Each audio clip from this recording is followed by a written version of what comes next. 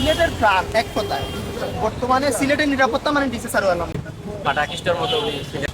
উনি যখন সিলেটে আসছেন, আসার পর থেকে এই পর্যন্ত আমরা ওনার একটা বক্তব্য শুনছি, একটা টাকা যদি কেউ ঘুষ ওনার বিরুদ্ধে ওনাকে দিছে প্রমাণ করতে পারে, উনি স্বেচ্ছায় সিলেট থেকে চলে যাবেন। এটা মেবি নির্বাচনের আগে বলছেন। আমি নিজে ওনার বক্তব্যটা সামনে থেকে শুনেছি। তো কতটুকু সৎ সাহস থাকলে এরকম ভাবে একজন মানুষ বক্তব্য দিতে পারে বা হুঙ্কার দিতে পারে? পাটাকিস্টের মতো উনি সিলেটে আসছিলেন। আসার পরেই প্রথমত উনি সাদা পাথরে অভিযান দেওয়ার পরে বিভিন্ন দলের লোকজন জড়িত ছিল এই লুটপাটে। এরপরে আপনি আছেন ফকারে। অনেকগুলো সমস্যা ছিল ফকারের। তারপরে উনি ওনার সাধ্যমতো মুরাদ ভাই যখন 20 মিনিট আগে পোস্ট করছে, আমি তখন টিলাগড় অবস্থান করছি। আমার পোস্ট দেখা পরে আমি মনে করলাম যে এটা আমার ইমানই দেখতে 20 মিনিটের ভিতরে আমি এখানে হাজির হয়েছি। ইমানই দেখতে মনে করি। ও মাজারর যে সময় মদ গাঞ্জা সব নিয়ে ডিসি সারোয়ার সাহেবের কথা হয়েছেন, ওগুলা বন্ধ করতে চাইছেন। ও দুর্নীতিবাজ আর সাদাবাজ টাকায় সব দিয়া অনেক দিন থেকে চেষ্টা করা তারা পারে না। ও মাজারর ইস্যুটারে তারা পুঁজি করিয়া ডিসি সারোয়ার সাহেবের চেষ্টা করছে। কিন্তু আমাদের জানা মতো আরো অনেক ডিসি সাহেবরা আসছেন, ওনার মতো কাজ করতে পারে না। যদিও মানুষ বলতে ভুল থাকতেই পারে, কিন্তু আমাদের সাদা মনের মানুষদের কাছে উনি প্রিয় ছিলেন জন্য। আপনি একটা জিনিস লক্ষ্য করে দেখবেন যে আপনি যদি ভালো কাজ করেন আপনার বিয়ে সহ্য লেগে যায়।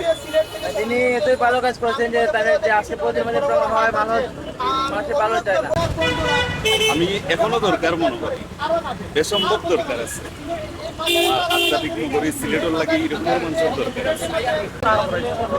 আমরা সিলেটবাসী চাই, আমরা সিলেটের সব জনগণ চাই যে ডিসি সারোয়ার সাহেবের বাতিল করিয়া আবারও সিলেট দেওয়া, সিলেটের উন্নয়ন আমরা সিলেটবাসী সবাই চাই।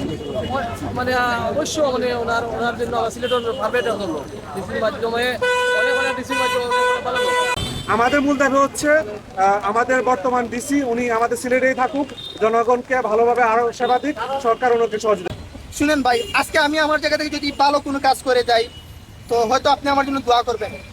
আমাকে যদি এই ভালো কাজে আপনি বাধা দেন, আরেকজন যখন আসবে সে তখন চিন্তা করবে ওখানে আমি ভালো করলেও আমাকে ওখানে আউট করে দিবে, ওখানে হতে আমি এখানে ভালো হয়ে থাকতে পারবো না। আমি ওই সিন্ডিকেটের দালালদের মতো ওখানে দালালি করে থাকতে হবে। তো ওতে সারোয়ার আলম যদি ওখান থেকে চলে যায়, ওনার মতো ভালো সৎ আদর্শবান মানুষ যদি ওখান থেকে চলে যায়, তো ওনার মতো ভালো মানুষ আমরা পাবো না। আমরা পাবো সেই পুনরূপের সিলেটটাকে, যেখানে ছিনতাই, চাঁদাবাদ, হয়রানিমূলক কাজগুলো মাঝে যারা জড়িত থাকে, সেই কাজগুলোকে অন্য মানুষ এখানে প্রাধান্য দিবে।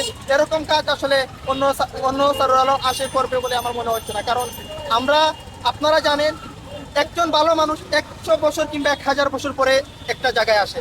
তো ওনার শুরু থেকে এই পর্যন্ত যতগুলো ভূমিকা আছেন সেটা আমি বলতে হচ্ছে না, পুরো সিলেটের মানুষই জানে। তো আমরা ওনাকে হারাতে চাই না।